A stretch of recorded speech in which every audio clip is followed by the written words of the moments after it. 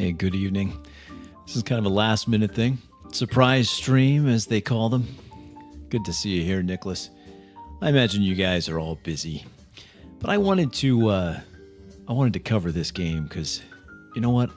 This particular individual, Jason Bulmahn, responsible for this, hours and hours of enjoyment that I got out of this.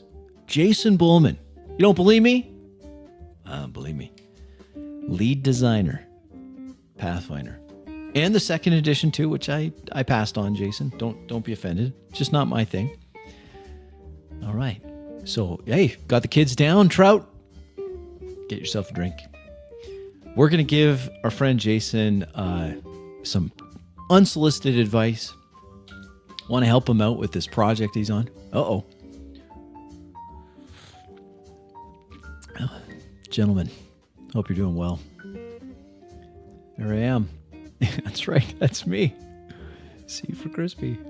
Hey, a funny story. My first attempt at branding a YouTube channel, total disaster. Has to do with this. C4 crispy. Let's put that on auto. Hope you guys are doing well. I want to get right into this. So let's fade out that jazz right now. Thank you. We'll come back to you later, I'm sure. But let's look at this. Yes, you rolled detect doors and you got a 20. You're success. You've won Door the RPG. And what's the prize? Well, wouldn't you like to know what's behind Door the RPG? Let's switch over to this, folks. Frenetic, good to have you here. Tim, I don't know if I can call you that. I don't know if we're on a first name basis. Some of you, yes. I am on a first name basis with some of you. It's great. I like it. Door the RPG is going to give you nightmares. Well, this is, Zarian, I'm glad you've joined me here because we're going to be looking at this game. This is Hellfinder. Hellfinder, I think the intent is to give you nightmares. And that's not me being cute or trying to dig at Jason. Not at all. That's his project, Hellfinder. It is a modern, I wrote it down. It's a modern horror TTRPG based on Pathfinder 2nd edition. I don't know if you could do that, but he's doing it. And if anyone could do it, Jason, lead designer, he can do it. And he posted this game. This was posted back in August of last year. And Jason, I think this was part of the, if I'm not mistaken, I think this was part of a backer kit. Can't really see it because I'm in the way. But backer kit, this was a Kickstarter. And the Kickstarter was to raise money for it. And it was successful. Let me show you. This is the backer kit page for Hellfinder, a modern horror hack of Pathfinder 2nd edition. Yes, Crispy's just reading the screen. This is peak YouTube.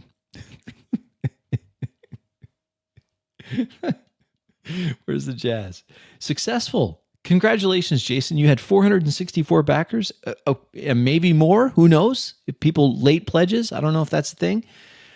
Raised $37,000. Congratulations, Jason. I hope it goes well. I hope it goes well, and I hope that people that get this enjoy it.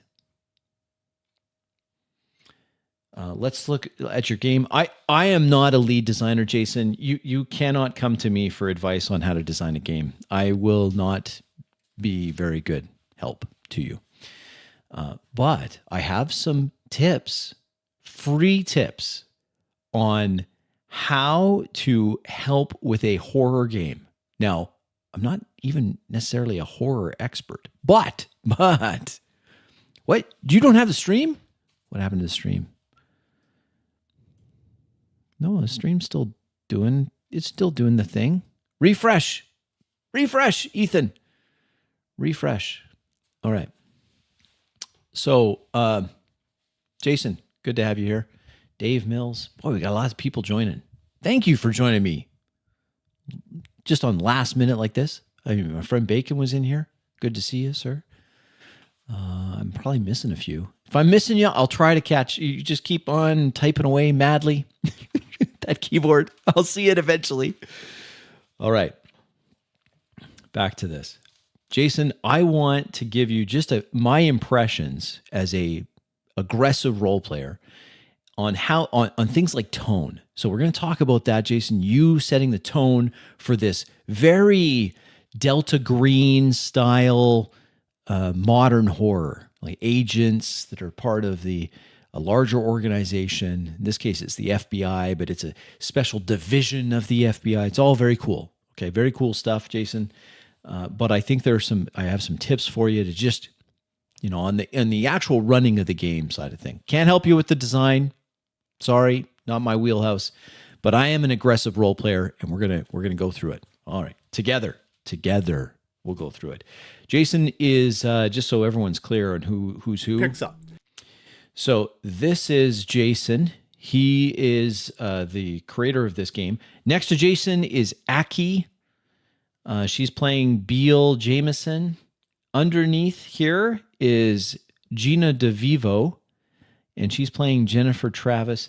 And Gina does some really good things, guys. She has some good habits. Jason, she has some good habits. We're going to pay attention to her turns. Very good stuff. Next to Gina is Erica Fermina, playing Edith Vex. And next to Erica, and I'm kind of crowding your space here a little bit, this is Rachel Seeley playing Annalee Bronson.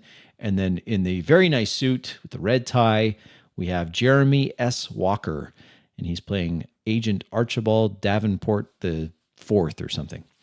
All right. Jason, let's get into your premise, and we're just going to listen for a little while, and I'm going to just give you a few things, and then we may jump around. All right? Here we go. The story of Hellfinder is told through a series of dossiers. These dossiers contain a connected, ongoing adventure and campaign. However, we're not going to be playing that tonight. We're going to be playing the introductory adventure. Now, for those of you watching, you may be saying to yourself, whoa, hey, this might have spoilers. I don't want spoilers. But in truth, this adventure is designed to be played multiple times. In fact, it features some random elements in it that changes up the story each time you play. So for those of you watching, don't worry, you'll still be able to enjoy this yourself. You might know some of the details, but how it plays out will be radically different for your group. So, this tale begins on the road. The group of you are driving. Jason, where you start the game is where you're just going to hand it over, right? So think about, I would suggest to you that the right place, or a better place, not the right place, this is just suggestions, folks, just trying to help out a fellow gamer. Rather than start the session with a bunch of agents in a car, and they're just going to travel for a while, and that's not as impactful. I think you can think about where you're going to start this off, because let's listen to this. And I think it's a bit of in my opinion, Jason, I would say this is a false start. Let's watch together. From DC, where you are headquartered, to your field. Oh, good question, Albert. Just so you're aware of it, you can contextualize this. This is year 2029, continental United States. Agents are part of a FBI team. They're being sent to close a field office that's been not active since 1997. Okay, but think of it that way. So it's modern day, essentially.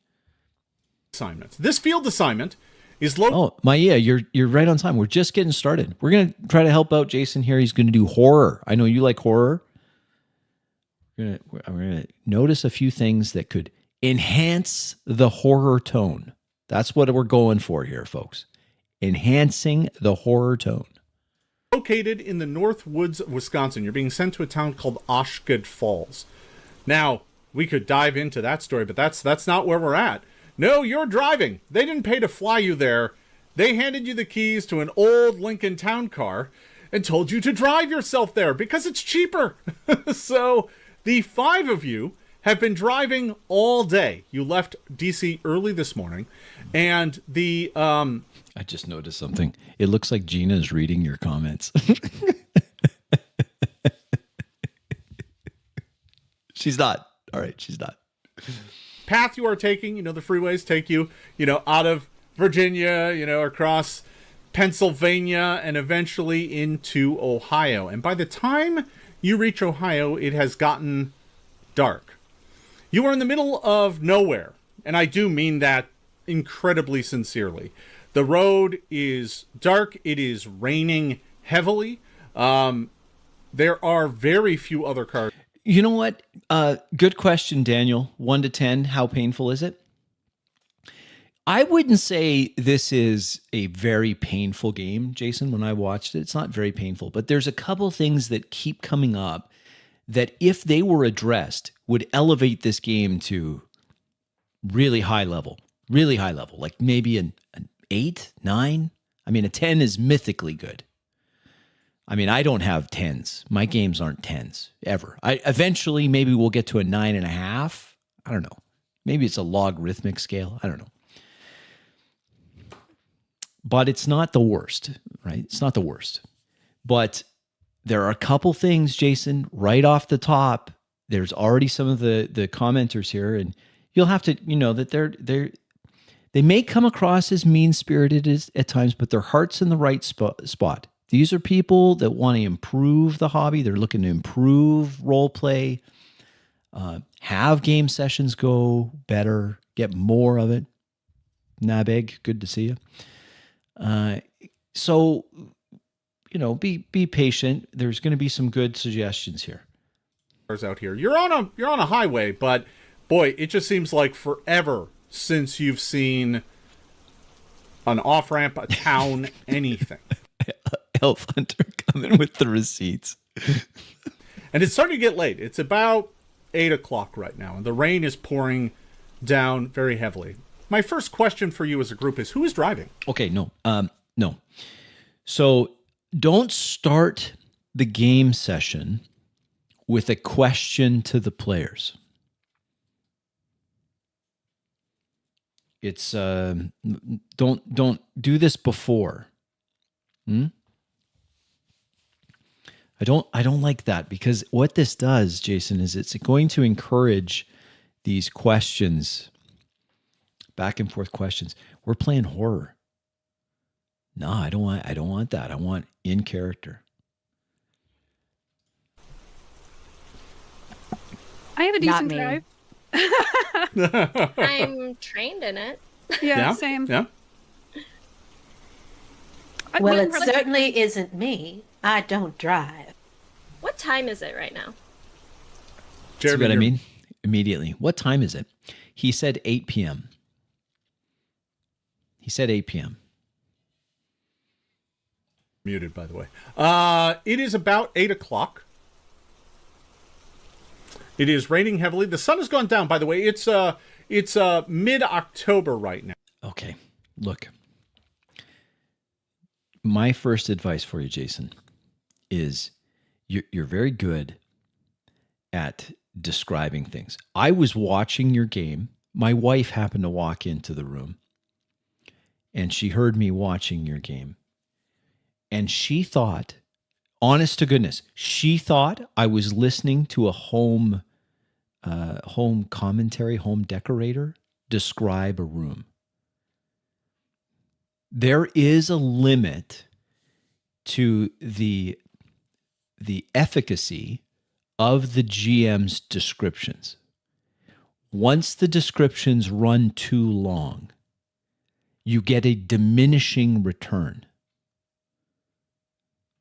I think we'll have some examples of this. I want to show you some concrete examples, Jason, so that you understand what I'm saying, and I'm not just some random. Well, I am some random guy, but hey, listen, I have your Pathfinder book. Hours and hours, weeks, months, years of enjoyment from that. All right. Now, so the sun has gone down. There is still a little bit of light in the western sky, but that is quickly fading, and it's hard enough to see with all this driving rain. So it sounds like Rachel is driving, if I understand things correctly. So Annalie can drive. There's no music playing though. Oh, I see. Okay, yeah, no music. Okay, good. So We it's a drive in nice, silence. it's a nice, joyful drive. Yes. Love that. Nice, actually. So you're all getting quite hungry. It is quite late, and you're getting quite tired. You've been on the road for entirely too long. And up ahead, you see a neon sign. Okay, Jason, if you're already decided where they're going to stop for the night, and they're not going to press on, and they're not going to drive through the night, they're tired and they're hungry, and you're deciding that they're stopping in a certain place, then start the game there, right there. Start the game at the closest proximal point to where you're hands off. That's where the game should start. The very moment where you're like, I'm out. You follow me? Don't start the game where there really isn't any other option here for these players to interact with the world. There's no chance for them to do anything until they get to the hotel. So just start them at the hotel/diner dive at the corner of the interstate. Just start them there. Or not even an interstate, the secondary highway in the middle of nowhere. That's fine. Just start them there. Right there. Just starting to appear, and as it gets closer, you can see it is for a motel and diner called the Half Past. Now, you have not seen anything for 30 minutes now of driving. You've just been driving through fields. The freeway just drives. Okay, this is what I'm talking about, Jason. You started the game 30 minutes of driving. That's not the place to start the game. Start the game right in the parking lot of the Half Past diner, hotel, motel. Right there. And then edit down your descriptions so that it's just enough resolution and no more. It doesn't have to be super high resolution here. The flickering neon of the Half Past motel and diner. Rain on the parking lot. A few vehicles parked there. And the light from the diner bleeding into the wet parking lot. Just that. They already know the background of their characters. They already understand the connections. You've already set the scene. They've already done that, folks. They've already done it. I think it's way more impactful to do that and then hands off. Boom. They're already doing the things. The more your players, Jason, are able to do the things in the world, the more they're going to feel like they're part of that world. The less that you're just describing them moving through the world, the better. The more they're moving themselves, the more they'll get right into it. I'm convinced. Drives through fields. You haven't seen any towns, any cities, anything like that. So this may be your only choice of places to stay. That's what I'm getting at. Jen, who has absolutely been asleep for the entirety of the car ride, sort of jostles awake and in a stupor just quickly says, "Does anybody else smell pancakes? No. Why does it smell like pancakes right now?" Edith. Okay. Maia, I'm really glad you're here for this, if you're still here. One of the things that Jason, I think would really help is that you have to role play as the GM. And that means that I think it would be much more helpful for your players that when you're laughing at something because it's funny, I'm not saying don't laugh at it. What I'm saying is mute your mic.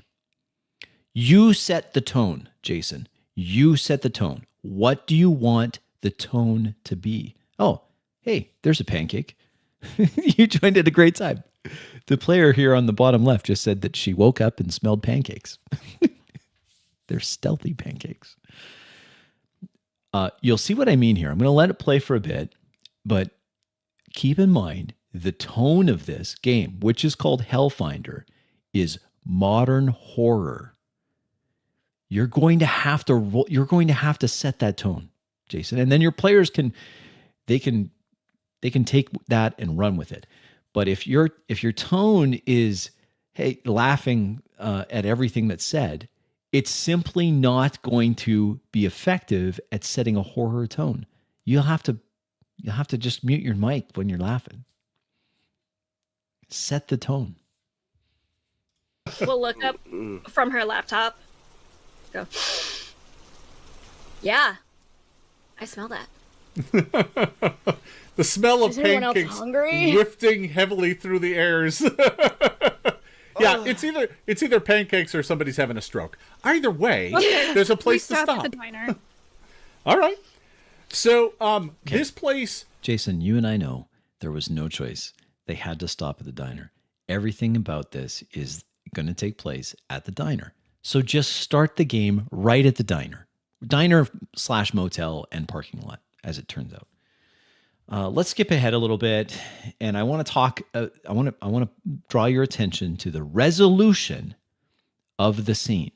What is the resolution of the scene, and what should be the resolution of the scene? So we're currently at, what are we at, folks? We're at 11:50 into this game.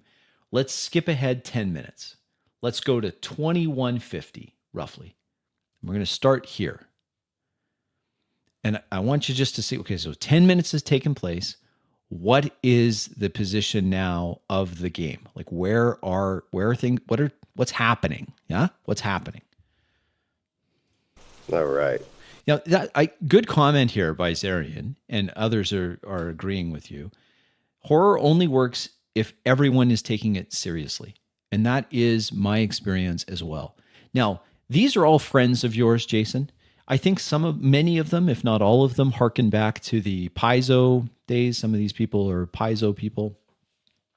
And so I think it's entirely reasonable of you to tell your friends, this is a horror game. And they're like, okay, like a horror movie? Like, yes, like a horror movie. Not scary movie. That's a different type of genre. We're not doing a horror satire. This is not scary movie. This is something else. This is supposed to be a serious horror game. I sometimes wonder, and chat, maybe you can help me out with this.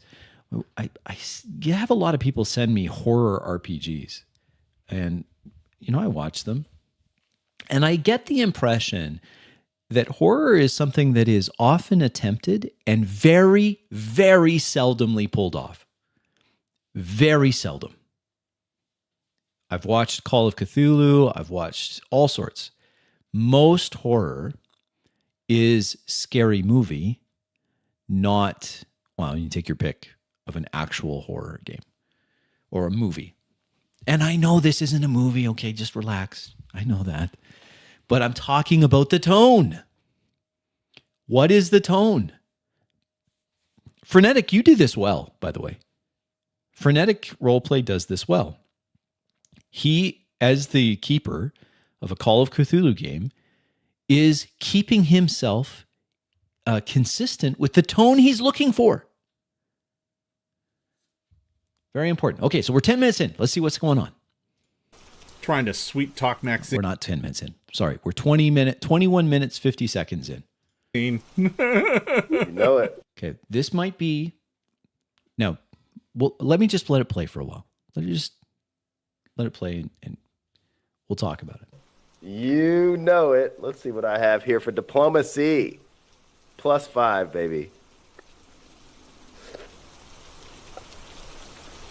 Is that a 7?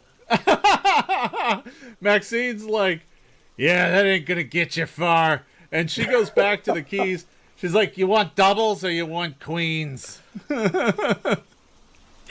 Maxine, we must have gotten off on the wrong foot. I'm so sorry. You know what? If you got the queens, the biggest beds you have would be great. Okay. Yeah, I got queens. All right. She she gets 5 keys. Hellfinder. She's like, 2 of them are down on the first floor. The other 3 are up on the second floor over there. She goes, you'll need to pay in advance. $50 a night. You know what, Ethan? I think you've stumbled onto something that would help Jason as well. I think horror, and I agree with Maya, who said that there are humorous things that happen in horror. Yes, of course. But I think, well, you're going fast now. All right, good. Go back to Ethan here for a moment. Turn off the auto for just a second. He played it dead serious. Horror, Jason, when it works well, it takes itself seriously. When it doesn't work well, what do you have? It's a satire. It's a scary movie. So I think that what Ethan said here would very much benefit your Hellfinder actual play, which is that you just play it dead serious. Dead serious. If there's laughing or whatnot, try to have it be the NPC laughing. Hellfinder's deleting his comments. It's all good, man. It's all good. So, like, again, let's watch some more of this. We'll go back to your comments, of course. So, get those back in. Yeah, and this is another point, and we'll get there, Maya. We will get there. That's an point. That's, if I don't say this, this is a very, very important concept for Jason and others that want to do a horror style game. Very important concept to keep in mind. You know, that have a lighter touch, not ping pong, a lighter touch than ping pong. You know what I'm talking about when I say ping pong. Ping pong RPGs are where the player goes, GM goes. Next player goes, GM goes. Next player goes, GM goes. Next player goes, GM goes. That's ping pong. Everything is, and this is why I'm convinced also, folks, and this is not any great epiphany. Jason, I'm sure you'll agree with me. I think that contributes to GM burnout. I have to take how many turns? I don't want to take that many turns. No, I don't want to take that many turns. I got to take a turn in between each one of you guys? No. K-Dolo, welcome. I don't think I said hi to you yet. G-Funk Rescue, I didn't say hi to you either. Talk less. Yeah, that is, that's so hard to learn because most Dean. It's so good to see you, man. Or read your comment. I mean, check out Dean. He's got great podcasts. I'm super interested in his podcast. Dean is going to turn me into a Trekkie. It's amazing. Okay. So, we learn this. We learn Ping Pong the RPG at the same time as we learn Door the RPG and Prawn Battle the RPG. We learn this, and I think it doesn't work well. It doesn't work well. Tell you what would work better, Jason. You've got some your friends here. Some of them, like you heard Jeremy talking to the front desk agent. Jeremy can be in character. You know what? Aki, she can be in character. She's very good at being in character. I was surprised, honestly, at how much I enjoyed Gina's turns. I was surprised. But Gina has some great turns. They can role play and have their turns without you doing anything. I know it's scary, but you are playing horror. So if you're playing horror, be prepared to let go of the reins, let things happen, talk less, and play it straight. You got to play it straight. You see, Jason, you seem to me like a guy that enjoys laughing, and you're just in general, a very pleasant human being. Likes to smile. He's got the good wrinkles, right? He doesn't have, like, do you see me? Look at me. Hold on. Take a good look at this face, folks. Do you see what I have here? That's from this. That's not from laughing, right? But if you look at Jason, look at Jason, Jason doesn't have that. So I think you're an affable person, Jason. Affable. Me, the Gordon Ramsay of role-playing games, I've seen things, and they've left their mark. Jason here is going to be laughing way too much. You have to play it straight, Jason. Huh? Are we able to get rooms that are next to each other? No. I got people staying over there already. Okay. Hey, Space, how you doing? Is there no way to get any on the same floor? Well, 3 are on the same floor and 2 are on a different floor. Let's just go with Don't laugh there. Unless this crotchety front desk agent is laughing, don't play it straight. the 3 on the same floor and we can share. Sure, if we need to. I got... Okay, this is what I was going to get at. We're going to skip ahead a little bit. Jason, this scene and the scene in the diner where they're ordering their food are simply too high resolution. The resolution's too high. It doesn't have to be this high. I'm not suggesting that you move the players around either. Let them do their thing. But you do not have to have the resolution as high as this. some twins, too. I got 2 twins. Funny story, Jason. I used to be a front desk agent back in university. I did a stint as a front desk agent at, let's be honest, a rather dingy motel. The front desk agent does not, maybe some of you don't know this. I'm going to let you in a secret. The front desk agent's goal is to get you into your room as fast as possible. That's their goal. They may not say that. It might even be part of their mission statement. But I can tell you this from experience, having to check in people to rooms. You just want them out of the office as quick as possible because you don't know if the next person's coming in. You don't want a bunch of people waiting. You just want to process them fast. Process them fast. I'm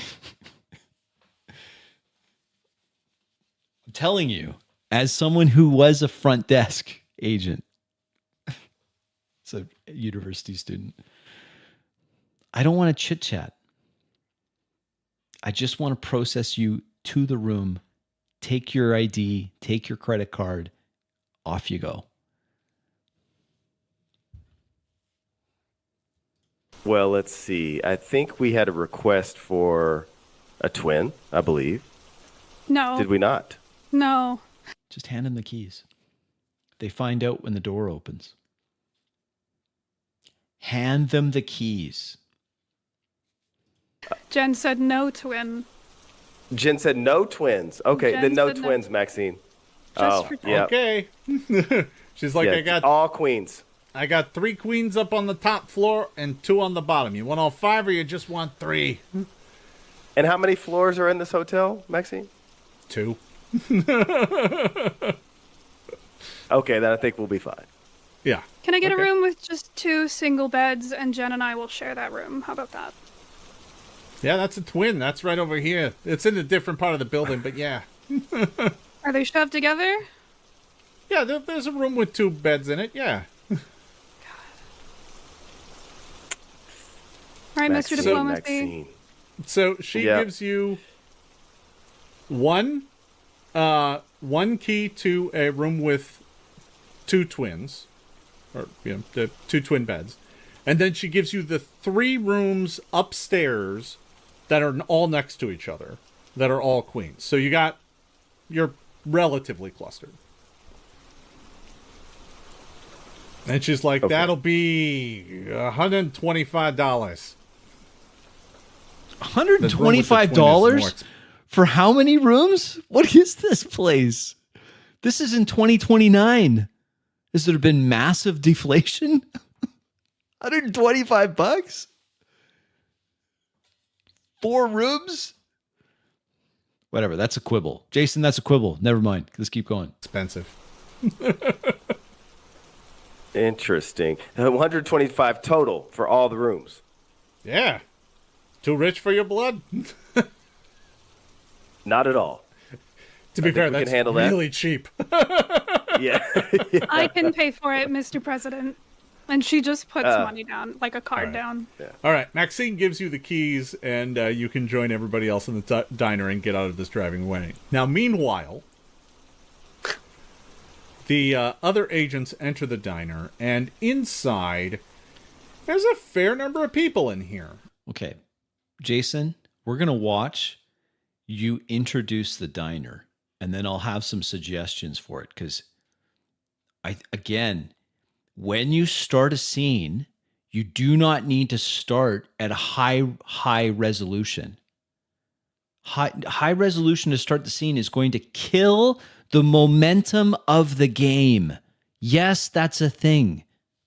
There is a momentum that builds and builds in the game, and it happens naturally. It doesn't need you to encourage it other than this. You maintain tone and you stay out of the way. How do we stay out of the way? Say less. Say less. A lot of the information that you're about to provide here for this diner could have come up as the players take their turns, naturally just interacting with the world. When in real life, someone walks into a diner, just let them play that. Everyone's done this. When you first open up the door, you see kind of a larger white man sitting up. No. When you first go into a diner, what is it that you notice in real life? Folks, when you walk into the diner, the first thing you notice, the white man sitting over. No, probably not. You're going to just notice the lowest resolution as your brain just takes in the scene. What is there? There's a bar. It's a classic diner. On the far wall, a jukebox. Some booths to the left and to the right, and some red upholstered stools in front of a counter. Behind the counter, a window where the sounds of kitchen preparation waft through along with the odor of fried grease. Enough. That's enough. Just enough to move around. Some patrons. That's it. You don't have to go into the... See, what's going to happen... we'll just watch it, because you may not believe that those of you who are watching this right now, what I'm talking about. But just watch. Just watch. At the desk, he's kind of a bigger guy. He's wearing a vest. He's got a big red trucker hat on that just says red on the front of it. In one of the booths nearby, there is a elderly couple that appear to be enjoying a piece of pie. Further down the counter, because there's like a counter and then there's booths. So the trucker is kind of at one end of the counter, closest to the door.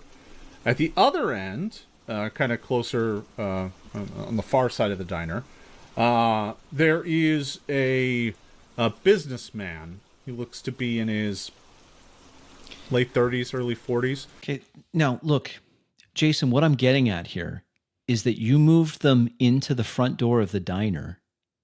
The first thing they're going to do is they're going to see, is there a free booth? They're going to look for a place to sit down. Then they want to say, let's look around and see the other patrons. Instead, you're getting them detailed descriptions of all the patrons. Who would do that? I would suggest that if the players had done this, they had walked in and they just stood there in the front door, driving rain outside. They're just standing in the front door. It's later at night. There's patrons in. I would expect the server, she's going to yell out, "Hey, just take a seat anywhere. Have a seat, folks. Be with you in a second." Or the trucker will turn around and say, "Hey, close the door." Right? Not this. Goes on, folks. It goes on. Looks like he's perhaps Japanese. They didn't ask. They didn't he look. is quietly sitting there. Okay, let me clarify. They did not direct their characters to check out anything here. You're already giving them things that. Why? The first thing they're going to do is go where? To sit down somewhere. Then, if they say, "Oh, after sitting down, I look around at the other patrons," then brief, right? Just brief. Man in a suit over there, elderly couple in a booth, trucker on a stool, large man in a booth on the other side. They're looking at a book. And who else? As far as other guests, there's one person in a booth by himself. He's in the back, kind of the furthest booth from the door. He is facing the door. He is a massive man. He looks like he must be well over 6 feet tall. He looks built and stacked. He is Resolution's too dressed high. in entirely dark colors and has like a trench coat hanging on the hook next to his booth. He has a very dour look on his face, and when you enter, he kind of looks up at you, and you can't help but notice that he like scans each one of you in turn. Jen, I dare you to arm wrestle him. Oh, we're already. This person looked me up and down? Not in a like checking you out kind of way, but more in like Too much. It's too much, Jason. pat down kind of way. Like Giving way too much here. You've seen this in the agency. It's about threat assessment. He kind of looked at you like a threat. Great. When Reagan says that, I would like to immediately evaluate if I believe whether or not, based on his physique, if I could take him in an arm wrestling match. Give me a perception check. Okay. What is it with you and you role players and perception checks? Does a perception check tell you if you can win a arm wrestling match? I've watched some arm wrestling. Have you guys watched arm wrestling? It's actually quite interesting to watch arm wrestling. There's some young kid. He doesn't look like anything. Like he's just a skinny. He looks kind of scrawny. And I saw him in some video arm wrestle Larry Wheeler, I think his name is. He's like a bodybuilder. I'm not quite sure. I might be getting the name wrong. Guy doesn't look like anything, right? People come out with these big, muscular, lots of anabolic steroids. And this unassuming looking person just absolutely wrecks them. They're shocked because the trick to arm wrestling isn't the size of your muscles. It's which muscles you train. I was watching somebody it's a little bit of a tangent. Please indulge me for just a moment. I was watching one of my favorite arm wrestles. Devin, I think his name is. He's a Canadian guy. Anyway, he showed what he does to train. And you know what arm wrestlers do to train? It's crazy. I got to show you this. So arm wrestlers, like rock climbers and other things, are just crazy grip strength. So they do a lot of grip strength. Yeah, no, boo, Canadians. I understand. Believe me. they train doing this. They train taking their wrist and doing this. So their forearms are just massive. Massive. I got to work on my forearms more. He's just massive. And they train this. It's ability to do this. Well, that's a lot different than just... Anyway, my point is... it's Crispy's tangents. Yes, yellow card. Off target. Get back into it. My point, Jason, is that I don't think it's necessary or appropriate to use show form, please. No. To use the perception check as the stand-in for all rolls. And I think that's what happens. More often than not, it's the knee-jerk reaction. I guess we need to have a roll here. Just roll perception. And what's even worse, Jason, about this is when you ask all of the players, all 5 players, to roll perception at the same time. Please tell me, what is the purpose of that? Surely don't call me Shirley, there will be someone who rolls high enough for you to disperse the information. So what's the point? What is the point? Now, it's different if the player says something where a skill check would be appropriate, then call the skill check. But this whole, everyone roll perception so I can give you the next dump of information. No, I'm against it. I don't like it. Oh, Keep in mind, I just want to remember, Jason, my point here is that everyone's still standing in the front door of the cafe. I'm not noticing. Yes, and that is right. The perception check is just the gateway to the next part of the story. Let me get to the next plot point. I'm against that too. Nothing. That's only a 7. Oh, tough. Oh no. Then everyone at the table has to react to it's a 7. There's another way of doing that. Just have her role play the failure or success. That's all. Instead of focusing in on the roll, 7, and everyone has to react to it. No, You don't think you could take him? No. I immediately try to no. Shh, don't say that too loud. That looks like the kind of guy that will immediately break you in half even if you try. Shh. And just like grab Reagan, like no. Don't look. Just sit down. No. And shove us both into a booth. Don't look. See, what I like about Gina's turns is, did you hear what she said at the end? I shove them into the booth. Gina has a habit. It's a good habit. I wish the others had the same habit. Gina's habit is that she includes movement as part of her turn. Usually. And she's like don't look. doing that thing where she's not moving her head, but she's definitely still looking at him. Like, hey, eyes. So we're gonna as eat, you and then we're gonna enter, sleep. there's a ding of a little bell at the top. A ding of the bell of the door? Are you serious? You're now telling her, no, you're not in the booth, which you just said you shoved someone into the booth. We're still at door the RPG level, where they're just standing in the front door. I'm going to skip ahead. No, let's just at least get them sat down. Tenses.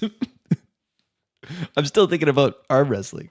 The door, and there's 2 staff here as well. You can see a woman who's behind the counter. She's wearing a very kind of traditional pink waitress uniform with the apron and a big name tag that says Debbie. She looks like she's in her mid-20s. And then back in the kitchen, you can only barely make out who it is, but there's somebody who's like rail thin and super tall. Looks like he's wearing like a Sabbath t-shirt, but he's got the apron on. He's probably the cook, would be your guess. You love can't a really make lion out too. much about him because he's real tall and the window is real short. So where the heat lamps are, right? And the woman, the server, sees you enter and goes, "Oh, welcome to the half past. Just take a seat anywhere. I'll bring you some menu." That is what should have happened as soon as this scene started. Not the exposition on everyone in the diner. That's what I'm getting at with resolution. The resolution of the scene should build gradually as it makes sense. Debbie, seeing the new patrons come in, hearing the bell of the chime as the door opened. "Hey, welcome to have a seat anywhere you want. I'll be right with you." That is what you need. Gestures to a booth. Take a booth, sit at the bar, whatever is, make yourself comfortable, be right with you. She doesn't even give her name yet.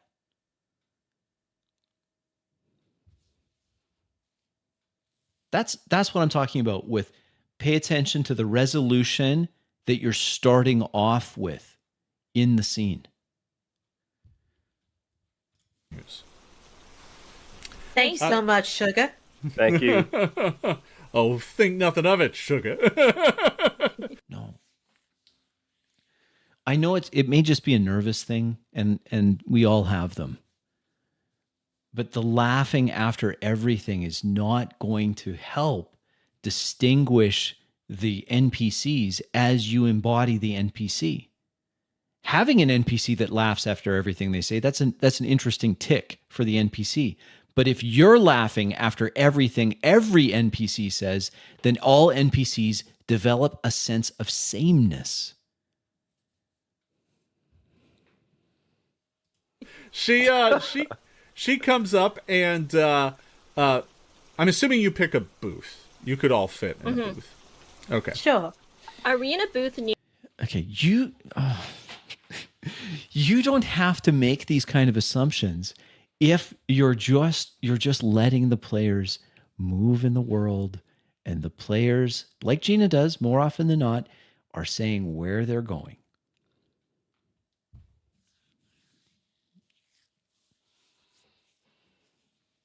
Near the old couple sharing a pie. So there are, if we look back at the map, down here in the restaurant, there's like 3 booths. Then there's an old jukebox. Then there's 2 more booths. So the booth way down at the end is where the kind of very large hulking man is. The old couple is in the booth, kind of in the middle of the 3 booths. So they're in that booth. And then you've got the trucker who's at the counter, and the businessman who's at the counter. Just have them sit down. Does it really matter? Jason, just let them sit down. Kind of on opposite ends. Which means the Japanese businessman is kind of right near the big hulking guy with his back to him. So you can sit on either side of the elderly couple, or you could take the booth right next to the big hulking guy. Let's do couple. Couple sounds great. My vote's the couple. Yeah. Yeah.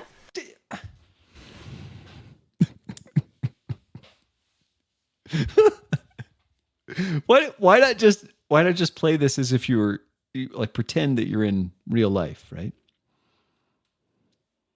Someone's just going to take the initiative. You're just walking in. I'm pointed at an empty booth. Look at the others. How about this one? Yeah, sure, whatever. Let's just sit down. I'm wet and cold and hungry. Do you want to sit next to the jukebox or in the corner? I'd like to play some music, so Why are you asking again? Wait, hold on. Didn't she say? Let's do couple. Couple sounds Couple sounds good. She said, let's do the couple. Let's just sit right there next to that old nice little couple. She said that. great. my vote's the couple. Yeah. Yeah. Do you want to sit next to the jukebox or in the corner? I'd Oh, like to that's play right, some I music, guess, because so the let's- couple's in the middle, so he has to, like, is it really that important? Is it really that important? Yeah. Yeah, jukebox. Next to the jukebox would be Yeah, lovely. jukebox sounds fine. Okay. And I want to try to flag Debbie down, just to get a couple of towels, if you got time. Just Debbie's like, Just sure, truly think whenever, we're nothing just of a it. I'll little- go get you some towels. Yeah, it's drenching out there. No, okay. Listen to what Gina said. Gina said, you got bingo already? Listen to what Gina said. Gina said, I attempt to flag down. Well, she actually said, I want to flag down, but let's just translate it into crispy speak. Jason, she said, I attempt to flag down Debbie. What does that look like, right? You can all picture that. Can you picture that? Do you want another crispy tangent? When I was growing up, my father was a restaurateur when I was growing up. He's not now, but he was at one time a restaurateur. And so when I was growing up, I spent quite a bit of time in restaurants, and just as a little boy. And so I saw what a appropriate way of flagging down the server is, the waiter or waitress. And my father taught that. He said, okay, wait, you don't want to draw attention. You want to draw attention, but you don't want to cause a scene. And the last thing you want to do is try to do it audibly. Right? Because that comes across, it's just not, he said, what you do is you just wait until she's looking around, and then you just raise 2 fingers usually. Just raise 2 fingers and just catch her eye. And just a little bit of motion is usually enough. If they've been trained, and this is something he would do to see how the staff were trained, is he would do that just to see how they handle, how has the staff been trained? How are they going to handle a request? And so just as quick, just a little motion, her eye will catch it, or his eye will catch it. And then he'd wait until you should always do this too. You always wait until the waitress or the waiter is at table side before you lean in a little bit and you say what it is that you were asking in lower tones. There's an etiquette to this. So this is great. It's just that I'm trying to picture it. That's how I picture it. Anyway, let's keep going. Yeah, last at everything and nothing. It's a tick. I think it is a tick. I think it's just a nervous tick. It's a pretty common one, I think. She goes thank you. and gets you some towels. Can I get you all some water? That'd be nice? Yeah, I'll get you some Yes, water. please. Yeah, Water- I'll take water- the coffee. No Yes, I'd take coffee as well, or actually hot tea. I will also take a coffee, and whatever pie they are eating looks great. Why, we have cherry tonight. That's the pie tonight. Well, happy to get you a slice right away if you like. Just keep it low resolution, Jason. Keep it low resolution. How important is this? It's probably not that important. And keep it low resolution until the players prompt higher resolution. Right away, I'll get you that towel. Everyone else starts, okay, good. She asked for the only pie you have. That's right. She just said, I'll have whatever she's having. All right, cherry pie, coming right up. Quick. Again, what is the waitress doing here? The server is just trying to, there are 2 staff, but one of them's the cook, the chef, and then you have the server, and she's managing the whole room. So she's going to be quick. Yeah, and there isn't yet. It comes up here, Albert. It does come up, but All right. So, Debbie, can I request just a little bit of, if you have a plate of lemons, please? I love lemon water. It's something that I've always used for my voice. she's like, yeah, I can bring you out some lemons. That's fine. Why don't you all take a look at these menus? The 2 of you just joined, by the way. I was going to say, are we in there yet? Yeah, no, you're this is the problem when, Jason, you have to decide where everyone is. The players start to become disconnected because Jeremy thought he was there, but Rachel wasn't sure. Am I in the diner? I can't remember. Don't worry, I'll move you there. Yeah, don't. Oh yeah. Yeah. Sure. Okay, so we're at 32 minutes and 24 seconds in. And Jason, we're going to skip ahead 20 minutes. We're going to jump to 52 minutes, 24, or thereabouts. It doesn't have to be exact. We're just going to see what's happening now. 7 numbers. So there was like 49 different selections. And you look down at it, and they are all so sun-bleached, you can't read any of them at all. So you literally just have to pick a combination. So Archie just looks at this and is like, I don't know. I mean, anything on here probably isn't anything that I listen to anyway. Yeah, it goes from the way it works is there's A to G and then 1 to 7. Okay, so Archie presses C4. Okay. You press C4. Jason, are you telling me that you have a table of 49 songs at the jukebox and you're now typing it in to see which one plays? This is supposed to be a horror game. Can we just skip to the horror part?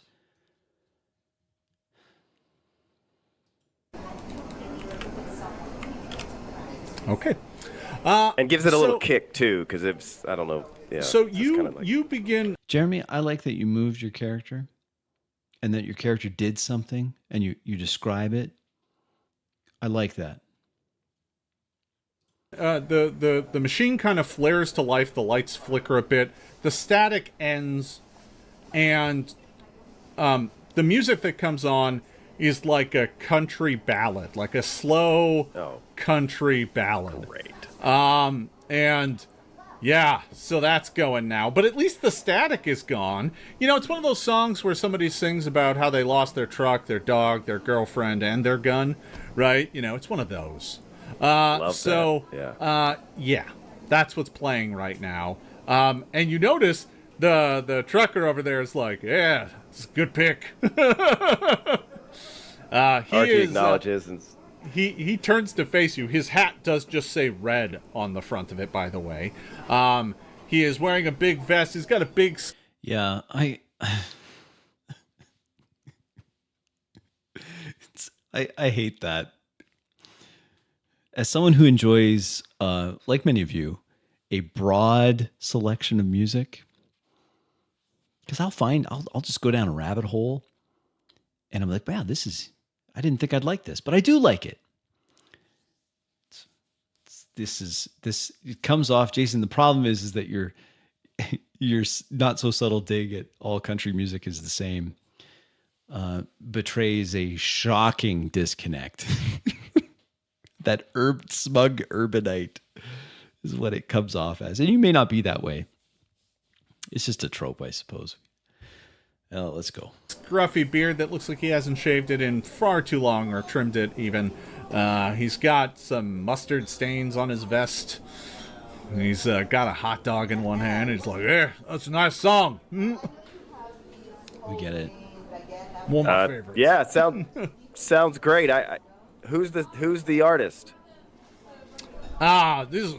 This is Red Sterling. He's one of my favorites. He's from South Carolina. Love it. Red Sterling. I'll have to look him up on Spotify. You know what that is, Red? He looks at you funny. Is that a radio station? He's a long haul trucker in 2029.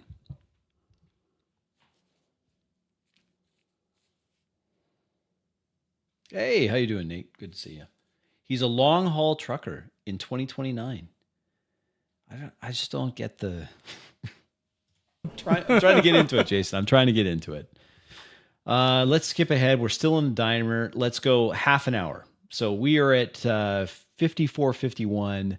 Let's advance the clock 30 minutes. How about that? So that's going to put us at an hour 24, say. Let's go there. Hour 24. to take all of your luggage and make your ways back to your room. So at this point in time, Jen and Anna come to realize that you are rooming together as you both have keys to the same room. What the And the rest of you have to go down the ways. It's covered at least. To the stairs to go up. There's no elevator, obviously. And if there was, there's no way it would work. So you make your way down up the stairs to your rooms, and you're all in three back-to-back rooms upstairs. So, And you swear you could still hear the faint sounds of Jen complaining. I can sleep in the car if you want. Oh my god. She's aggressively doing push-ups next to the twin bed. Getting her energy out. So, let me describe your rooms here, because they're all pretty... Oh, man, all the description. See, I like Gina's turns. We like it. See how Gina does stuff. Her character's doing things constantly. She's complaining. She's doing push-ups. She's got nervous energy. She's doing things. That's good. Pretty much identical. You got different size beds and stuff, but... This is so much detail, Jason. It's so much detail. Let's see. Let's just as an example, I don't want to belabor the point, sir, but let's just see the example. The example, in this case, of the exposition you're giving them about these rooms. Are they Shag well? carpet.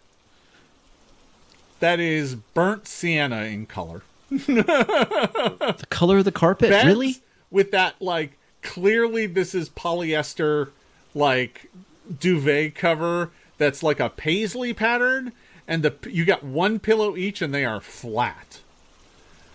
The walls have wood paneling. That is peeling in places, right? So it's not even fully attached everywhere. The TV is an old TV, it's got a thick tube. Like it is not a modern flat screen at all. It is an old cathode ray tube TV. You'd be amazed if it works. They all have rabbit ears on them. Nice. Maybe a little foil on the ends. Oh yeah, definitely. You got a table up in front that's kind of wobbly, chairs that maybe one leg is a little too short. The bathrooms, thankfully, are better than the bathroom in the diner. The tub is kind of dirty. The toilet has seen better days, but everything isn't sticky, at least, and the drains are empty. So, guess you can call that a win. These things have a window in front and a window in back between the bathroom and the small closet with those really crappy accordion doors. You know, the type that, like... It's like not here in my accordion doors. Abandon all hope. So, and paintings on the wall that are like clearly the painting on the inside came with the frame. So it's like some pastoral scene, but they're all yellowed. It's clear that this motel used to allow smoking in the rooms because the ceiling, which is that dropped tile, is all yellow and brown in places and clearly has had leaks over the years where there's just stain spots everywhere. So it's a nice place.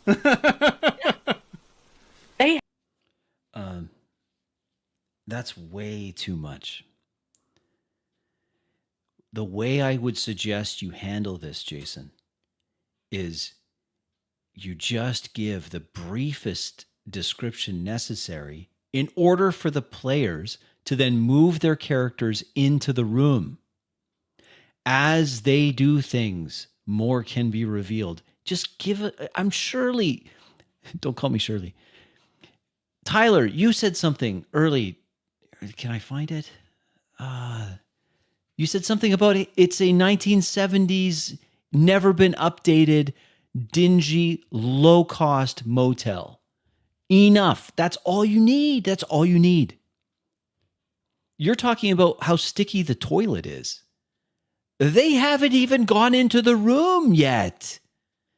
And you're already describing everything about the room. What channels are on the old CRT TV, like, which it's 2029. Can we not have something to reference that it's 2029 in your world?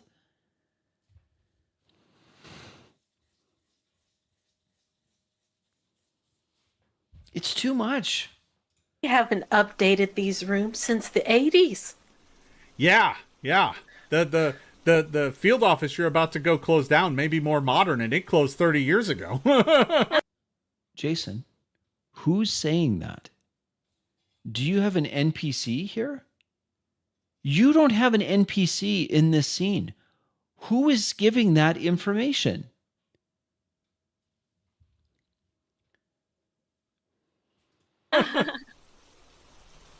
Archie takes out his flashlight.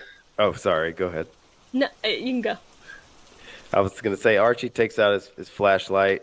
It's like, I really just kind of want to make sure these beds are clean and don't have weird Don't. bugs. So I will say that any of you that have a forensic... Okay, again, Mr. Jeremy S. Walker with a decent turn. There's nothing wrong with that turn.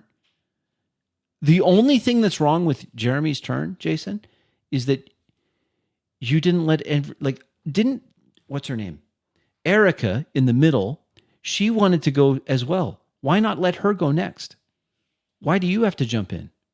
He's talking about getting a flashlight out. He's going to check the beds. When Lisa and I go to my wife, when she was, I want to say just after high school, she was a supervisor up at a ski resort at for the housekeeping. She's a hard worker, and she was a supervisor. So when we go to a hotel, the very first thing she does every time is she'll check how the bed was made, and she'll check and make sure that the sheets and all the linens are clean. And every time, it doesn't matter how fancy the hotel is, it's just ingrained in her. It's a habit. She goes in and she checks it. Every time. I think so anyway, I like Jeremy's turn. That's the point. The tangent, you just get that for free. forensics kit. And that would definitely be...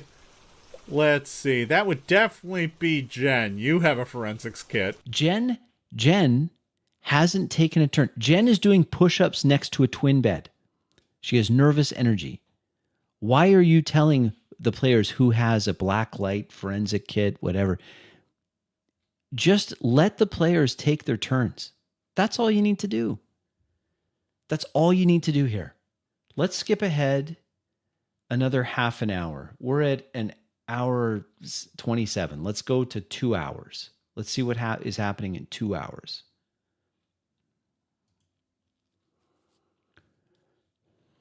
And then you hear whispering. Oh, here we go. Horror. Okay, we're going to get the horror element now. Let's work on this, right? This is what it's all about. A horror, modern horror game. 2 hours in. Incessant whispering, and it is driving rain out, to be clear. You should not be able to hear anything. It is raining heavily. The sound of rain is heavy in your ears, but you hear whispering that rises up and then suddenly fades away. And as this happens, there's a strike of lightning somewhere in the distance, and the power in the motel blinks. Like it turns off for a moment, and just for a second you're all in pitch darkness. And on that, I will need everybody outside to give me a will save. Oh, finally. Okay, that is a 24. You're fine. I switched dies. I'm sticking with this one. 13. Also a 13. Oh, boy. Unnatural 20. Oh, perfect. Oh. Funny You lose a cool point by saying unnatural 20. enough, the two people who are hearing the whispers are the ones who both take a point of stress. Yeah, that tracks. B. So, the power comes back on, although it is kind of flickery now. You stay here. I'm gonna go get my kit. I brought the wrong kit. Dang it! And the frustration and stress is rating on her as you see that she is holding a first aid kit and not her forensics kit because she thought she was doing something else. That's a solid player. That's a solid player. I'll give you the cool point back, even though you said unnatural 20. That's a solid player. Isn't that nice? Listen to this turn. Listen to it. Look at it. Look at the turn. Look at the role play. I love it. And the frustration and stress is rating on her as you see that she is holding a first aid kit and not her forensics kit because she thought she was doing something else. Yeah, So you're she's pretty running sure the back first to- aid kit ain't gonna do you much good right now. Nope, don't need this. I've got a Band-Aid. Jason, you trying to insert humor here is going to diffuse what was otherwise building as tension. Let her build the tension. It's a stupid mistake. Let her do the thing. She's doing great. Not gonna do Yeah, it. so she's running back to the room. Movement. She's running back to, I would say I'm running back to the room, but you know what? This is fine. That's just a style thing. She's running back to the room. Fantastic. Believing that these agents are capable because the water is washing away all the evidence. She's got to go get quick. Anna comes out the back of the truck. Anna, are you all right? Nice. Aki, nice. I like how she just jumped in too, because I think, Jason, unfortunately, if I pick any time in this game just at random, the chances are it's you talking. That tells me that you're sucking up all the air. And so she just jumped in right away. Are you okay? Why? Because they found the body of Red the trucker, and he's been horrifically dismembered in the back of his truck. That's what's going on here. Yes, I've watched this whole thing twice. We heard that somebody was flayed in there. Yeah, he's just flayed Yes. alive. It's gross. His hat, yes. Thankfully, his hat, they find the hat. Spoiler. I think he matches the build and structure of Red, who we saw earlier. He has no face. Like his skin is just removed. So that's why she's saying he matches the build. The trucker. Horror. His face is missing. Well, can you clarify missing from, as in not his head has in been the removed, truck. or? His face, the skin on his face is missing. Can I do an occultism lore check to see if there's anything,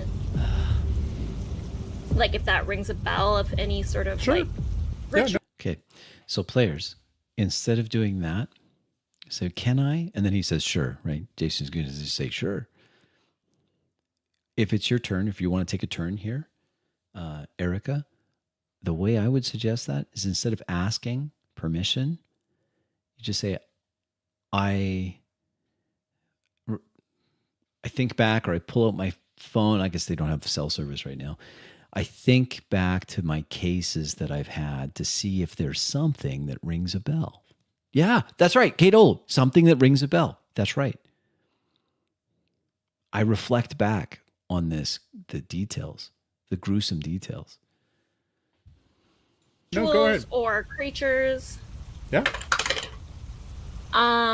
That is a dirty 20. Ah, So dang it, dirty 20, natural 20, unnatural. Come on.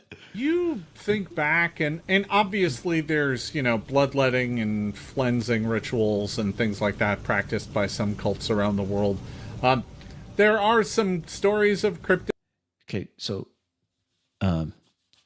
if it's a success, yeah, and she's remembering something, their character's remembering something, give it to the character as clearly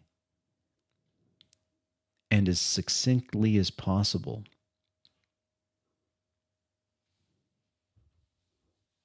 Try to keep your time to a minimum. You're going to get enough time as it is, right? You've got so many NPCs that you can play in this. You've got the world to play with, of course.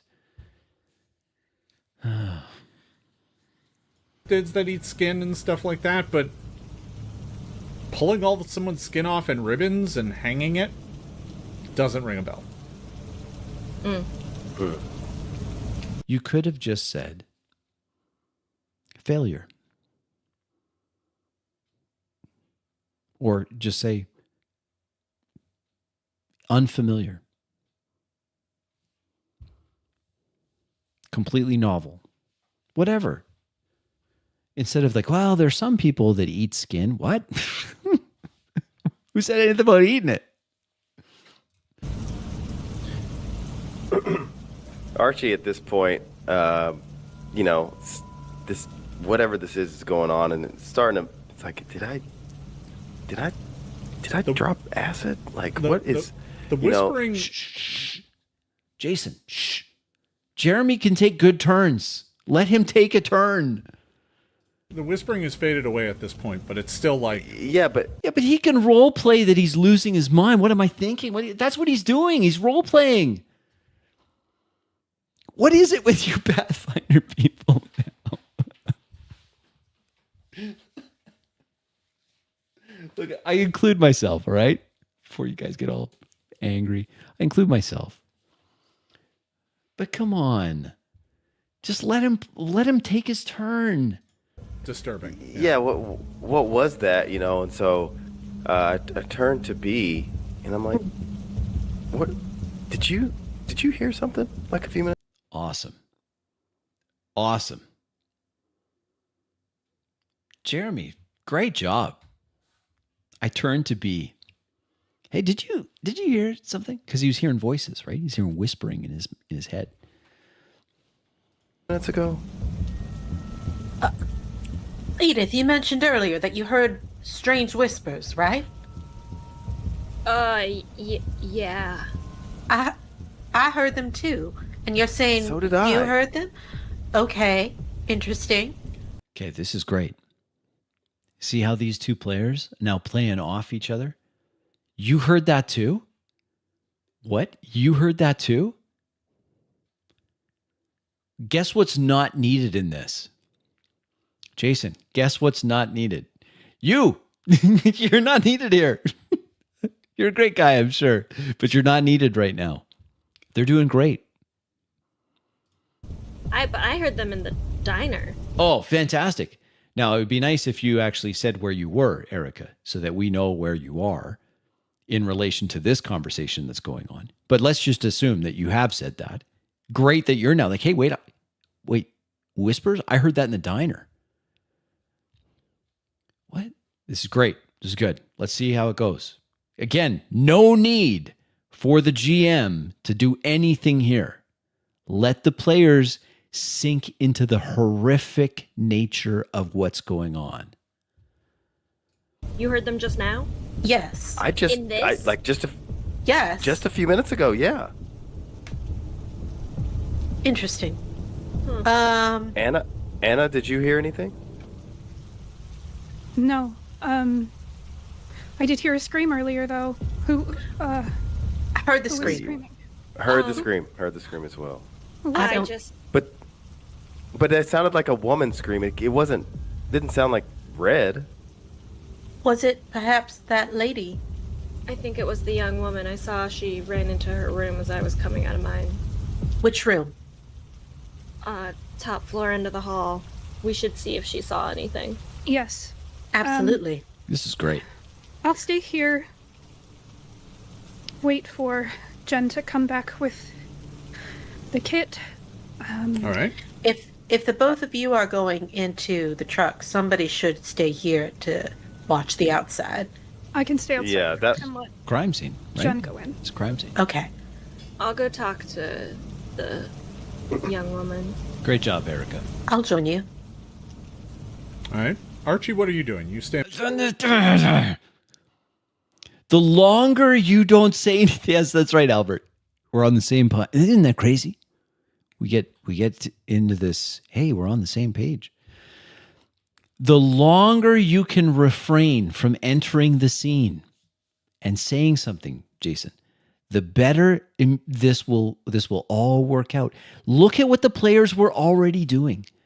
Well, look, it's pouring rain. We gotta stay with this crime scene. It's dark. It's middle of a storm. I heard her scream. Oh, maybe it was this young lady. I saw her run into a room. Great. Okay, well, I'm gonna go. I should go check on her. Oh, I'll come with you. This is great. They're doing this without any prompting from you. You coming in and saying, "Hey, Archie, what are you doing? What are you doing, Archie?" Let him. This would be because what's happening now, and this is so good. This is so good, is that players are prompting other players. They're going to prompt one another. Okay, you guys doing that? I'll wait here. Okay, they're prompting each other. It's fantastic. They're moving ahead in the world. Time is progressing without any need for you to be prompting it or, okay, well, so who's next? Who's next? Who's next? No, you don't need to do that. Stand back at the truck, or you're going somewhere else? I'm not. Yeah, that was. I don't really feel that I should leave Anna there while. Look at the difference. Look at the difference. The difference of them being in character and planning what they're doing next versus you interrogating them. One is efficient and goes quickly. The other is slow. It's ponderous. It's not great. Jen is gone, so I'm going to stand with her. Okay. Yeah. So, Edith and B make their way back to the motel, go upstairs to the... You don't have to move them. You don't have to move them. They were already moving themselves. This doesn't clarify anything. This makes it less clear. Let's skip ahead. We're at what? 2 hours and 5 minutes. Jason, let's go 2 hours, 50 minutes. Let's go a full 50 minutes and see what happens at 2 hours, 50 minutes.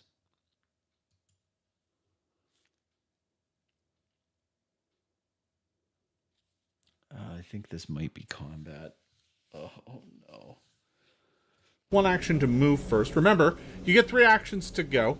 Jason, you see what I mean there? I just took a random moment, and when we unpaused, who's speaking? That's just something... all GMs should do this from time to time. Just check.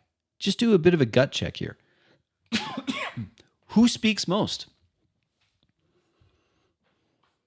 Is Hellfinder. Combat in Hellfinder works very similarly to how it does in Pathfinder. You get 3 actions on your turn. You can move, you can attack. You can do all those sorts of things. You can attack multiple times. When you do, you take a multiple penalty for each attack you make. We'll describe that when it happens.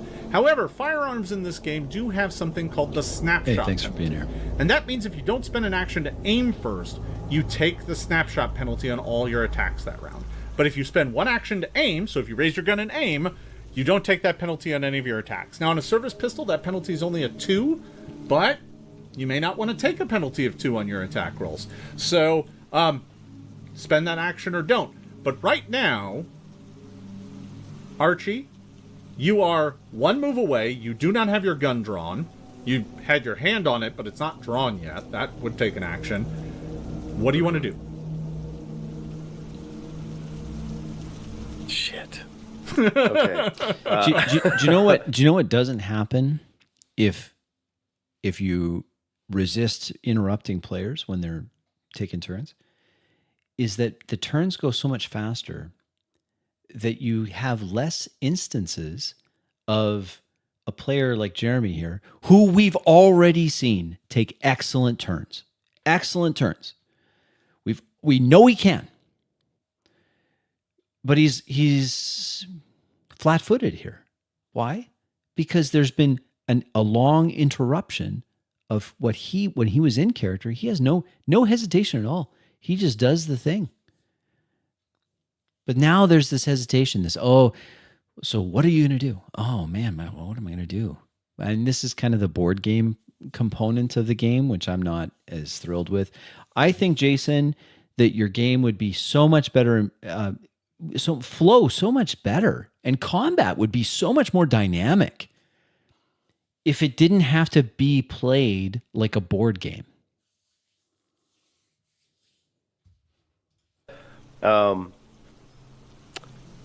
Well, I obviously have to move, so I'm gonna move. Wait. Why do you obviously have to move? Jeremy, do something that your character there would do in this stressful situation.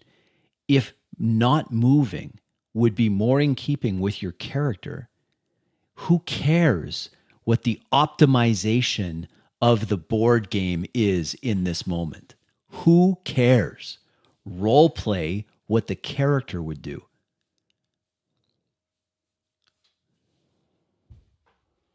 Closer to where B is. Okay. So I'm two doors down. Got to so get within You can flanking. get right up next to B, so you can see into the room. Okay. So I'll take one action there. My second action will be to... I can't stand this, Jason. I don't like it in games where every player has to list out the move that they're making instead of just describing what is seen.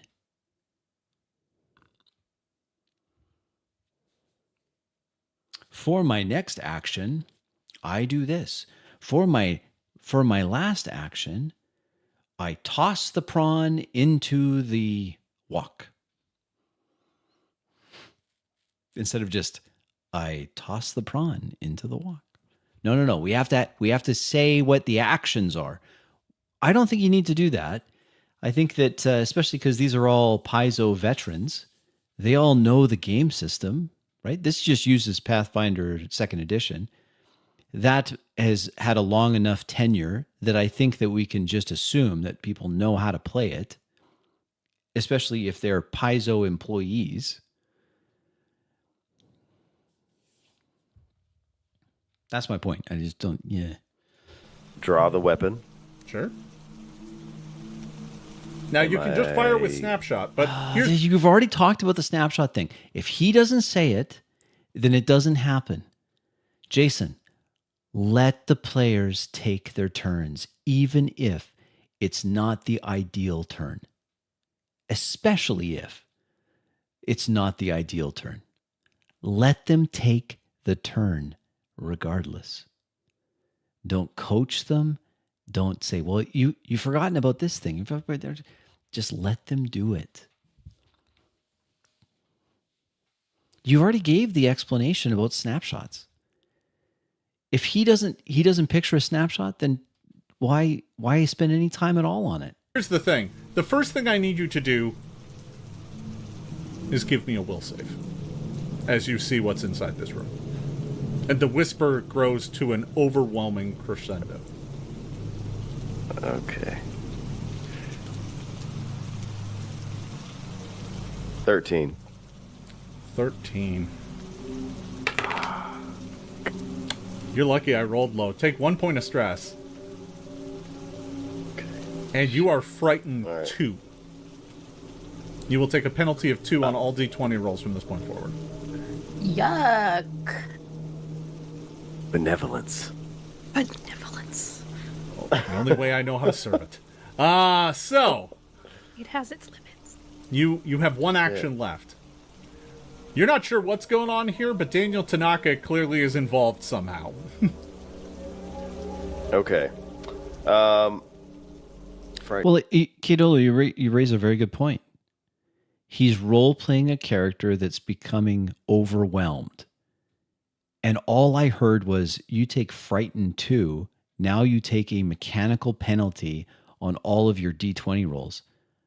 Okay, I can just assume that you know that. But what does it look like?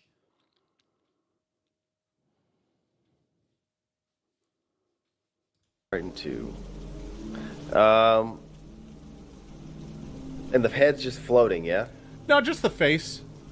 It's not the Just the whole head. face. It's just the severed face. Just the floating in skin. there. What has he done?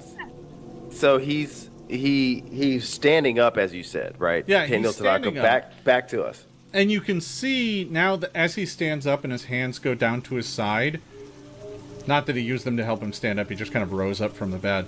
You can see that his hands are coated in blood.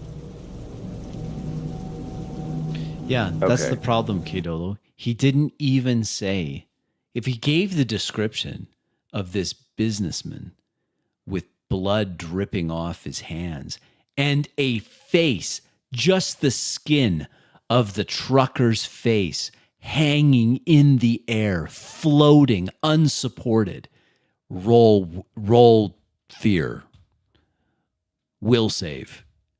Then he knows what he's reacting to. That's what prompted the will save, yes? That's what I'm talking about, Jason, is that if he says, if you put that description first, then we wouldn't be in this situation here. All right. Well, obviously, yeah. So at this point, I'm not going to shoot to kill because I would imagine we need to get some info. And he hasn't fired. I'm he hasn't assuming, you would just attacked demand us. that he lay down on the floor and put his hands on his head, right? I mean, that's what an agent would do. Jason, let them play how they decide to play. I happen to agree with you that a trained agent, I mean, these guys, all these guys have been to the farm, yeah? They're FBI agents. All of these guys have the base training required to have a service pistol on their hip. The first thing he's going to say when he sees this is what? Get on the ground! On the ground now! Right? Or something like that. And if his character doesn't do that because he's losing his sanity and he has no composure, then what is he going to do? He's going to squeeze the trigger just an ounce too hard. Just let him play it how he decides. Just let them play it. And the dice will be rolled, and what happens, happens. Oh, and he shoots his ally. Wow, how are you going to write that one up? It happens. Yeah. Okay. Yeah, so that's what's going to happen. Okay, so give me an intimidate. The weapon check. drawn, Yeah. and then, yeah. Yeah, give me an intimidate. check.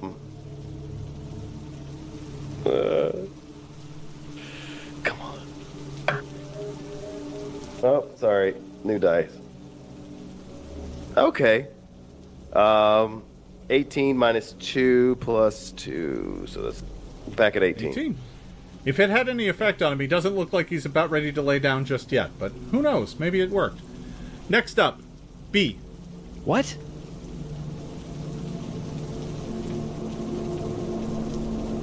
Sorry, I was opening up something so that I could reference one of my feats. Okay, Jason, before you do this, oh, that's right, it's Pathfinder. She has to search out her feats. Way better to just have everything, your character sheets right there. You can just reference it immediately if you have to. It's all there.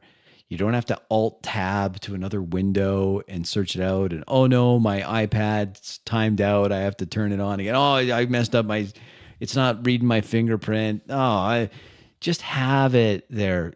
These used to be called, we used to call them pen and paper, but it's not pen. You'd use a pencil, but pen and paper RPGs. That's what we used to call them. At least in my little corner of the world, we call them. Oh, that we were playing a pen and paper RPG. Like, oh, okay.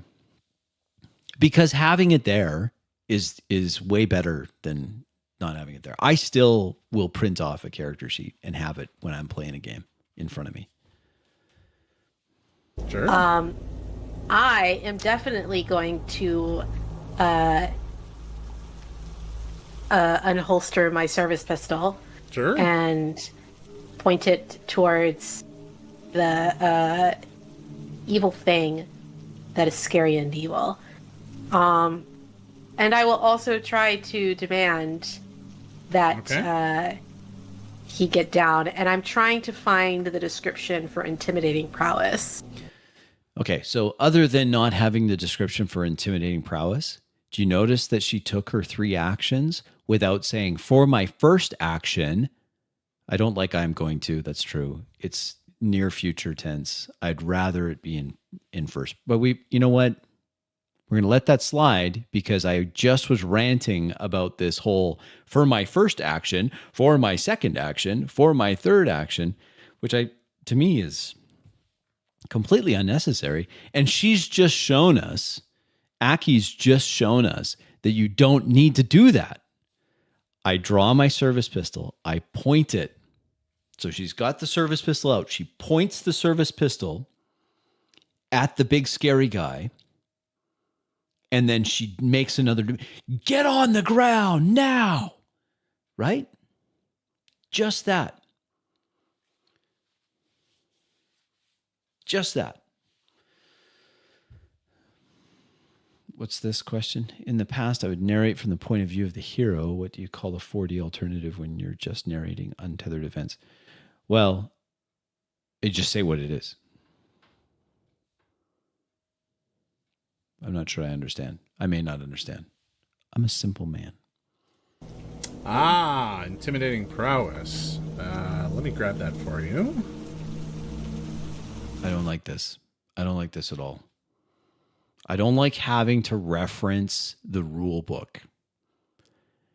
If you have a feat, can't you just have that printed out? Like, is that not possible? Can you not just grab that and say, well, I have it on my sheet? And just write a brief description of what it does. Anyway, let's skip ahead. Let's go to not quite the end, but maybe right here. I don't know. But again, I'm selecting just a random spot in the video. Who is going to be speaking when we start? I'm at 3 hours, 14 minutes. That's a jump of, 20 minutes, say. 20 minutes. To see someone good. to be able to use this? I can just... Because they need to be able to hear you. So but it is you right away. Yeah? it probably would only work on somebody who's outside. Oh, okay. So I can't... It wouldn't work on shout bees. at me. Bees perhaps too far away and inside, and it's raining very heavily out here. Okay. Then I would shout something vaguely inspiring for Archie. Or wait, no, I'm gonna shout something vaguely inspiring for Reagan. Since your action's coming next Edith. after his. Okay. Edith Reagan. Yeah. Okay, so that is Anna's turn. Next up is Tanaka. Tanaka walks back around the bed, spending an action to do so. Why do you have to say spending an action to do so? Hey, Craphone's here. Good to see you, buddy. Just say what he does.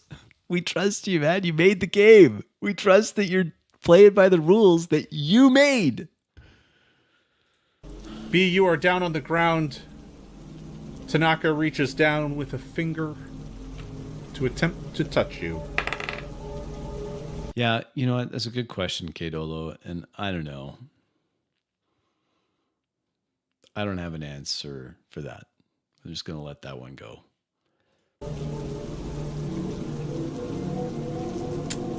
Oh, that's unfortunate. No! Don't. Why do GMs do this? Oh, you're not going to like this. Oh, you guys are going to get it now. Oh, no. I'm a tough GM. I'm really good at this GM thing. And I'm going to get you. I'm going to get you. Yeah, I'm going to get you. I had to look to see what the 20 was on this die. I've never... Oh, I rolled a critical. A natty 20. I rolled it. Yeah, I did. I gotta look it up. Oh boy! One before, but it's the little dragon head. Oh, No. I had to see what the 20 was on my dice. And Jason. I was doing Sorry. so well. This is too much benevolence for me. That was a really good He Jason. hooks his finger into your skin I'm regular. and Don't worry begins about to it. unroll you. They're not a fruit roll up. Okay, you know, Apparently- that would be so much more horrific without all of the preamble of that. Just describing, finger goes right through the flesh and pulls it, ripping it from the body. That's so much better than, oh, guys! Oh no! What is that? Jason, you know what I'm saying? Do you follow me? That's what I'm saying. You're responsible for tone as much as the players are. You both are. It's not just on you. It's on everyone at the table to agree we're going to do a horror game. Yeah.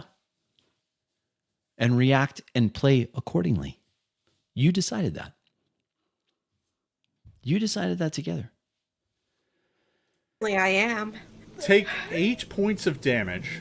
Sure. You are now bleeding profusely. You have a Okay, is there not a better way of describing that? trauma. You have a bleeding trauma. Sure. So in your trauma, So what I would suggest here, Jason, is if you have a mechanic like bleeding trauma is what this one's called. I would describe instead, like you could just say bleeding trauma 2 or 3 or bleed whatever, just to give them the briefest possible description of the mechanical thing so the player can write it on their character sheet. That's the brief, as brief as you can make it. Hopefully your system will facilitate that.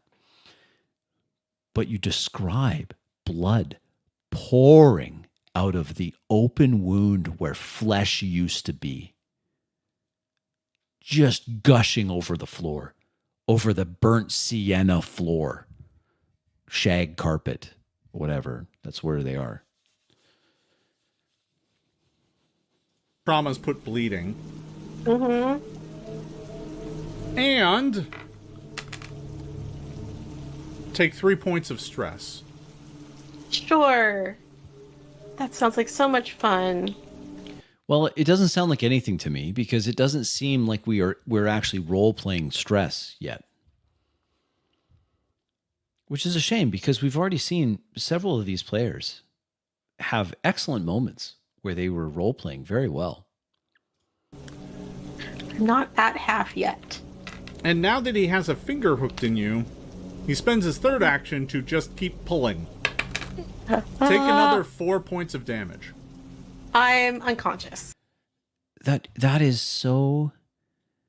so anticlimactic in a moment which could be incredibly impactful for a horror game.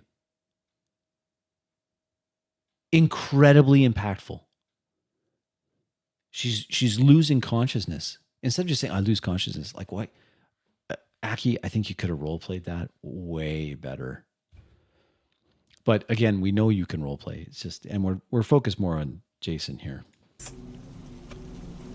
You see Daniel Tanaka reach down behind the bed, those of you who are at the door, and see a ribbon of skin begin to float into the air. And he stops touching it. He just moves his hands, and the ribbon just begins to spiral up around the room. Edith, it is your turn.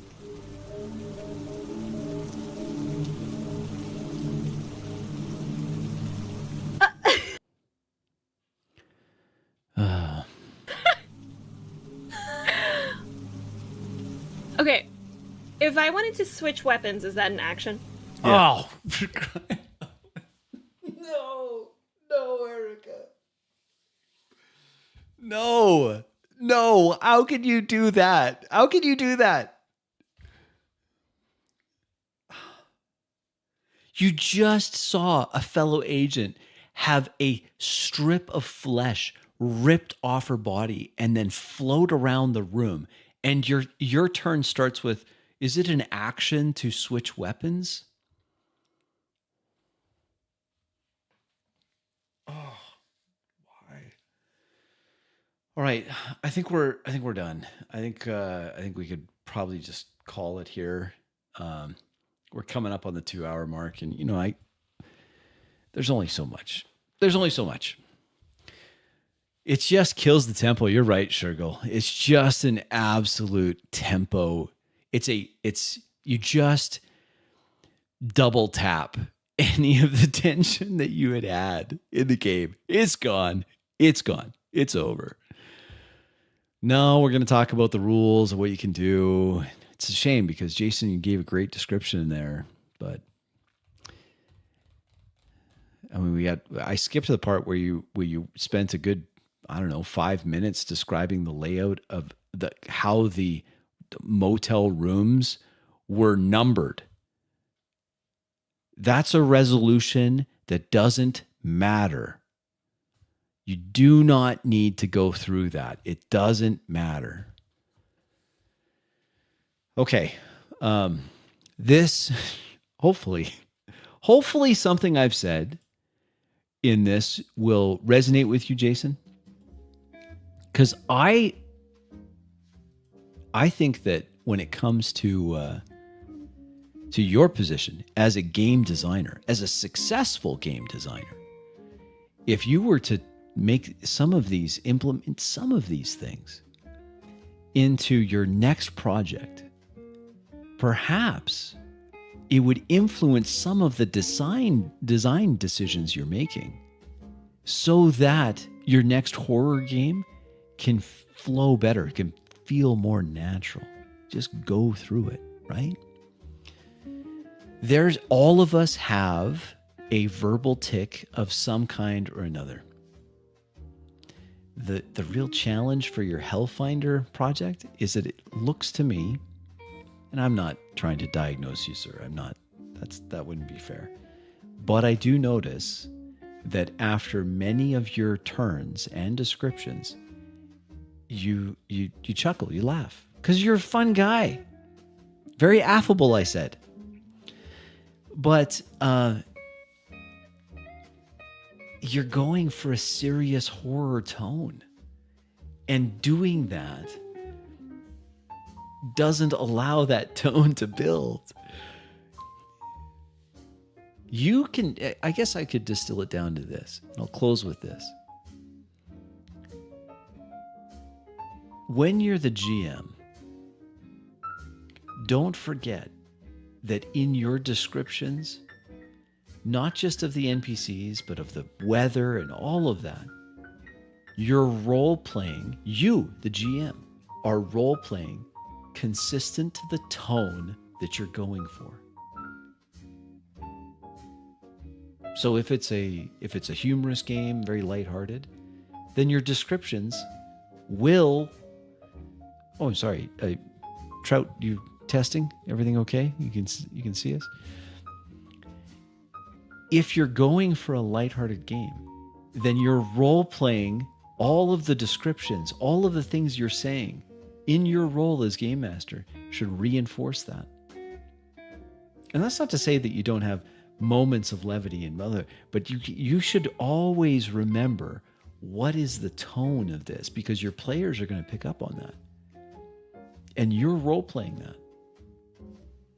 So that might mean that for that hour or 2 or 3, because this game was quite long, if it's going to be 3 hours, you're going to have to role play straight, serious. You're going to play that straight. Take it serious for that time. And if you find yourself falling out of that mode because it's so alien to your natural happy-go-lucky self, then take a break. Just take a break. So that you can maintain that. You can stay in that. And I understand, Jason. I understand. Because oftentimes I'm a bit of a jokester myself. I can be. And sometimes it just comes natural. Many in chat will have experienced this. Oh, you know what? This thing happened and I couldn't help myself. I had the perfect reference. Save it. That's all I'm saying. Save it. Save it for after the game when you can talk about it. Man, when you did this, I couldn't help but think of that. You can have some humor. I'm not saying never have humor. That's not the point. The point is try to keep whatever humor you have consistent still with the tone. And if you can't, and then we all break down laughing because it was just too hysterical, just remember when you start up again, and everyone takes a break, and that's fine, don't worry about it. But when you get back into it, get right back into that tone. If that's what if you want a more serious game, of course. If you're just hanging out, whatever, it doesn't matter. But it seems to me that you guys want a more serious game. I got that impression. Anyway, this was unsolicited advice. Imagine, what's this? Humor is allowed? I expect a bit. Yes, it is. Imagine Crispy finds it difficult to maintain compassion and he has to decompress by ripping a DM apart. Yeah. Keep sending games to me, guys. And ladies. Keep sending me games that you'd like me to take a look at, especially if you're like, ooh, this one needs some help. Send it over. I do appreciate it. I like doing these. And you know which kind of videos I enjoy the most? I'll tell you. Has nothing to do with arm wrestling. What I like doing is I really like it when people say, here's my game. Have a look at my game. That is so fun. I'll tell you why that's fun. That's fun. Last tangent, I promise. That's fun because I have a high degree of confidence that something I say may actually make it into that person's game and improve it. Because that's my goal. I don't expect Jason to look at this, and that's okay too. But maybe. You never know. Have yourself a wonderful evening. For those of you that made it this far, I tip my hat to you, and I will catch you on the next one. If I can figure out how to end streams. Good night.